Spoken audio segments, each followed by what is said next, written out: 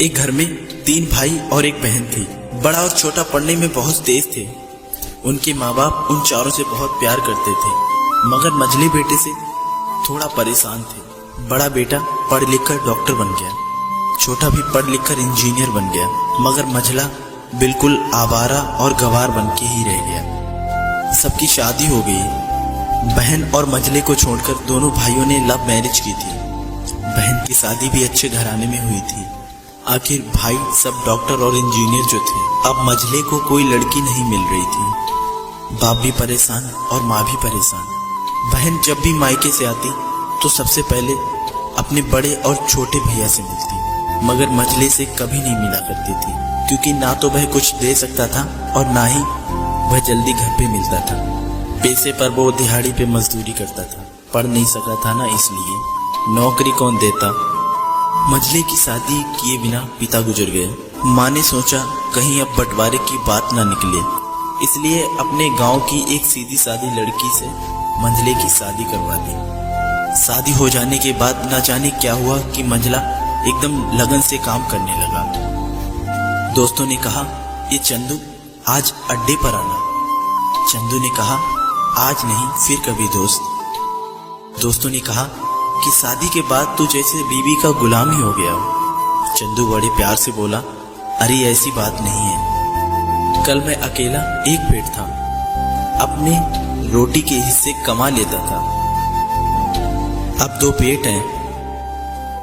घर वाले नालायक कहते थे तो चलता था, मगर मेरी बीवी मुझे नालायक कहे तो मेरी मर्दानगी पर एक भद्दी कालिक है। एक पत्नी के लिए उसका पति घमंड और एक उम्मीद होता है। उसके घर वालों ने भी तो मुझ पर भरोसा करके ही अपनी बेटी दी होगी, फिर उनका भरोसा कैसे तोड़ सकता हूँ। कॉलेज में नौकरी की डिग्री मिलती है और ऐसे संस्कार सिर्फ माँ बाप से मिलते हैं।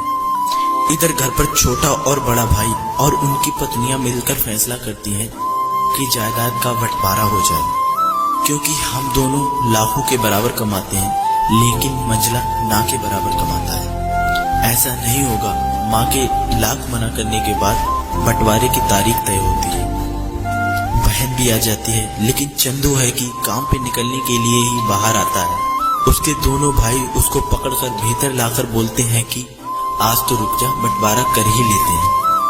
वकील कहता है ऐसा नहीं होता है, साइन करना होता है। फिर चंदू अपने भाइयों से कहता है, तुम लोग बंटवारा करो, जो मेरे हिस्से में हो वो मुझे दे देना, मैं शाम को आकर अपना बड़ा सा अंगूठा चिपका दूंगा पेपर पे।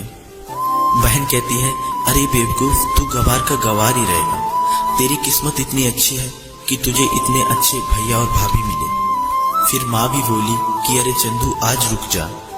बंटवारे में 10 बीघा जमीन में दोनों भाई 5-5 बीघा जमीन रख लेते हैं और चंदू को पुश्तैनी घर दे देते हैं। फिर चंदू चिल्लाता है, अरे हमारी छुटकी का हिस्सा कौन सा है। फिर दोनों भाई हंसकर बोलते हैं, अरे मूर्ख, बंटवारा भाइयों में होता है, बहनों के हिस्सों में तो सिर्फ उनका मायका ही है। फिर चंदू बोलता है, शायद पढ़ा लिखा ना होना भी एक मूर्खता है। आप दोनों ऐसा करो, मेरे हिस्से की वसीयत मेरी बहन छुटकी के नाम कर दो। फिर दोनों भाई चकित होकर बोलते हैं, फिर तू? चंदू माँ की ओर देखकर मुस्कुराकर बोलता है, मेरे हिस्से में माँ है। फिर अपनी बीवी की ओर देखकर मुस्कुराकर बोलता है, क्या मैंने गलत कहा?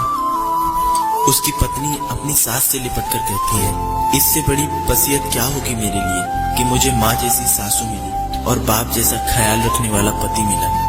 बस यही शब्द थे जो बंटवारे को सन्नाटे में बदल देते हैं। बहन दौड़कर रोकर अपने गंवार भैया के गले से लगती है और कहती है, मुझे माफ कर दे भैया, क्योंकि मैं समझ ना सकी आपको।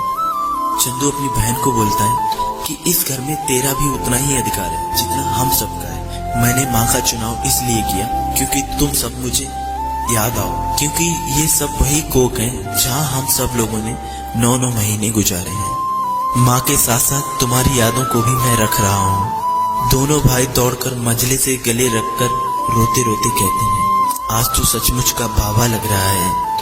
सबकी पलकों पे पानी ही पानी है। सब एक बार फिर से साथ साथ रहने लगते हैं। दोस्तों, जब लोग अनपढ़ थे तो परिवार एक हुआ करते थे।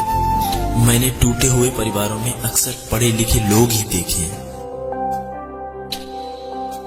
दोस्तों ये वीडियो आप लोगों को कैसा लगा हमें कमेंट में जरूर बताइएगा। साथ ही साथ इस वीडियो को लाइक जरूर कीजिएगा और अगर आप हमारे चैनल पर नए आए हैं तो हमारे चैनल को सब्सक्राइब जरूर कीजिएगा।